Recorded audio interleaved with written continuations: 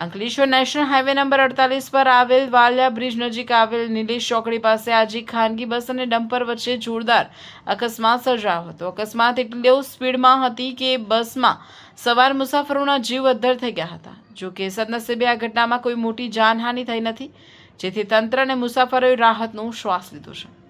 Ankleshwar national highway number 48 પર આવેલ Valia bridge નજીક આવેલા નિલેશ ચોકડી પાસે આજે એક ખાનગી બસ અને ડમ્પર વચ્ચે જોરદાર અકસ્માત સર્જાયો હતો।